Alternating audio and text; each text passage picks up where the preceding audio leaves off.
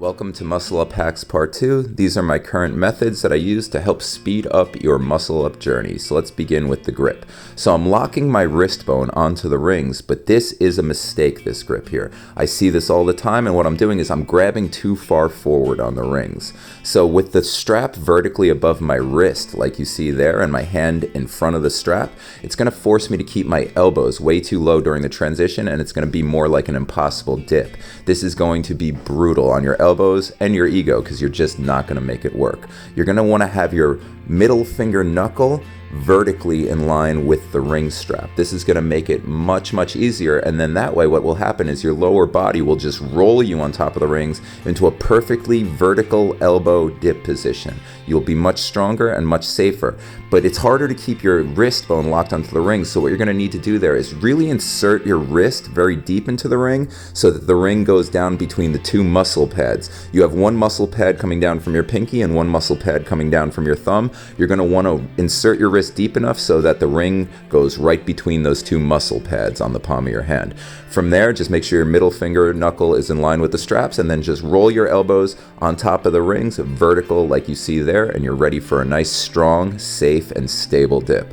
So the other problem that I see all the time is people trying to press their way through the muscle up transition with really wide rings. Again, like with wide rings like this during the transition, not only are you doing an impossible dip, but it's more of an iron cross impossible dip. So again, it's doable, but it's going to be extremely difficult. So what you're going to want to do is always be squeezing and pulling the rings together to keep your elbows as tight as possible. So if you see there, my rings are almost touching, and then when I come up and I pull as high as I can and my elbows are almost like glued to my ribs, then and only then do I roll my hands into my armpits. What happens then is I stay tight, and by staying tight in the rings, rather than falling through the rings, my body is going to allow me to roll on top of the rings, and I'll end in a much higher dip position and make everything much easier. If you keep your arms too wide, not only are you going to have to press your way through, but you're going to fall through the rings a bit, and you're going to end up in a much lower dip position, and it's going to be much more difficult for you to press your way up to support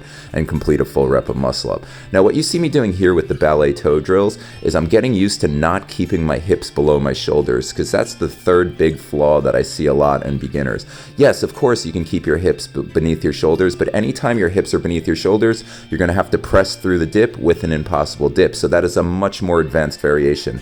In the beginning, you're going to want to have your hips in front of your shoulders, and then that back rock during the transition, when your hips then move backwards and your shoulders move forward, that counterbalance is going to help lift you on top of the ring. So even if you're doing a high muscle up with a vertical body, you're still going to want to drive your hips in front of your shoulders during the transition, before the transition, and then as you transition, your shoulders and your hips go into alignment.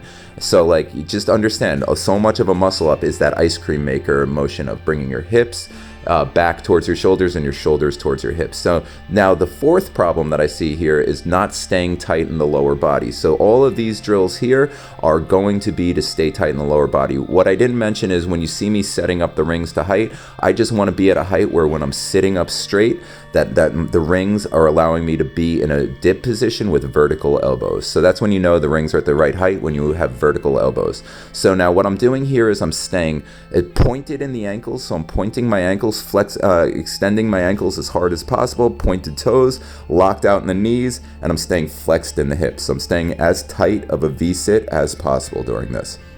And then what I'm going to do is I'm just going to rip myself through the transition, or in the beginning, and then as I get stronger, I'm just going to slowly pull myself through the transition like you see me doing now.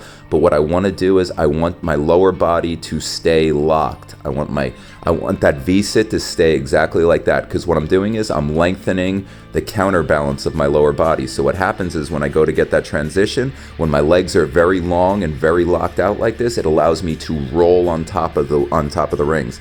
I don't have to use as much pressing strength because my lower body will naturally lift my upper body. So as my feet go down, if I stay tight, my shoulders will go up. So staying tight with really tight extended legs will help you lift on top of the rings. Now here's something that helps a lot, is that hidden thoracic kip. If you learn how to kip with your thoracic spine, so snapping it from arch to hollow, it'll help a lot, and it will give you something very similar to a kip with the hips, but it'll be almost imperceptible on video, and it will look like a strict muscle up. So you can kip with your thoracic spine. So what I'm going to be doing is I'm getting used to arching my back a little and then snapping into a hollow spine and ripping myself towards the rings. So what I'm doing is I'm leaning backwards and then snapping and ripping myself forwards. I'm not going up and down as much as I'm going backwards and forwards during this. So the same thing is going on here, where I'm trying to get used to that backwards and forwards motion.